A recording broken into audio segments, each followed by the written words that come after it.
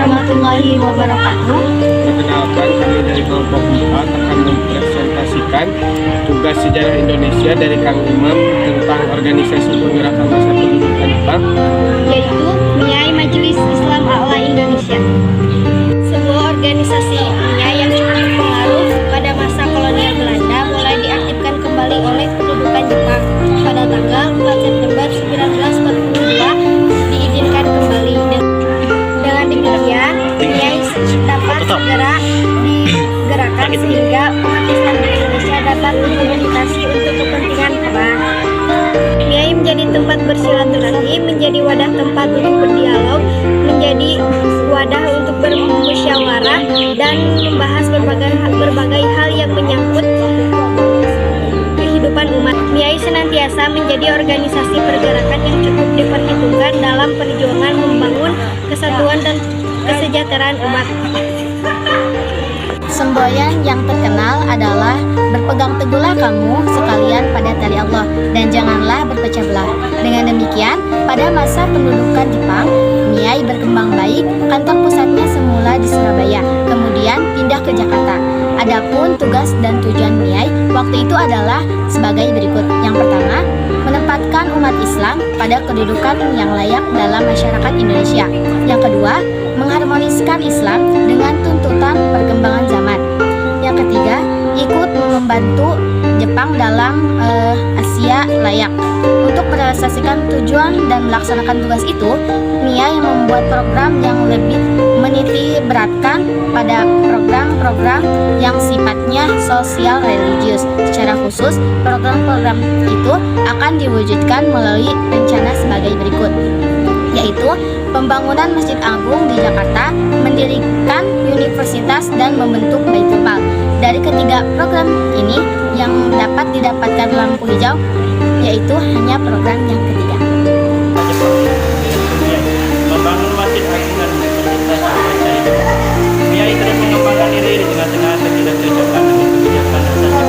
MIAI menjadi tempat pertukaran pikiran dan pembangunan kesadaran umat agar tidak terjebak pada perangkap kebijakan Jepang yang semata-mata memenangkan perang Asia Timur. Pada bulan Mei 1943, MIAI berhasil membantu Majelis Pemuda yang diketuai oleh Insinyur Sofwan dan juga membentuk Majelis Keputrian yang dipimpin oleh Siti Nurjana. Bahkan dalam mengembangkan aktivitasnya, MIAI juga menerbitkan majalah yang disebut MIAI berhasil program semakin memperluas jangkauan. Perkembangan MIAI dana yang terkumpul dari program tersebut semata-mata mengembangkan organisasi dan perjuangan di jalan Allah, bukan untuk membantu. November 1943, MIAI dibubarkan sebagai penggantinya Jepang, membentuk Masyumi Majelis Syuriah Muslimin Indonesia. Harapan dari pembentukan majelis ini adalah agar Jepang dapat mengumpulkan dana dan dapat menggerakkan umat Islam untuk menopang kegiatan Perang Asia Timur Raya. Ketua Masyumi ini adalah Hasyim Asy'ari dan wakil ketuanya dijabat oleh Mas Mansur dan Wahid Hasyim. Orang yang diangkat menjadi penasihat dalam organisasi ini adalah Ki Bagus Hadi Kusumo dan Abdul Wahab.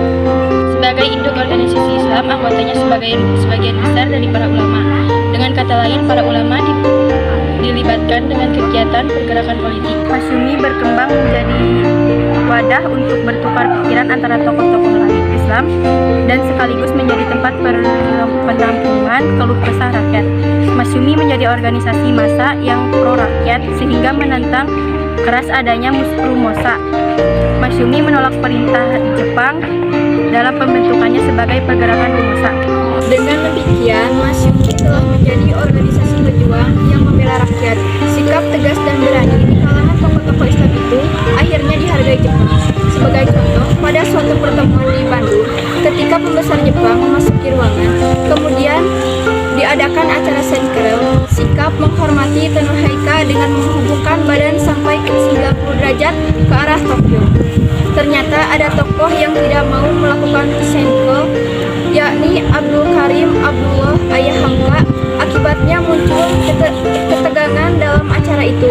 Namun setelah tokoh Islam itu menyatakan bahwa Senkerel bertentangan dengan Islam, sebab sikap Sikapnya seperti orang Islam, ruku saat sholat. Ya, presentasi dari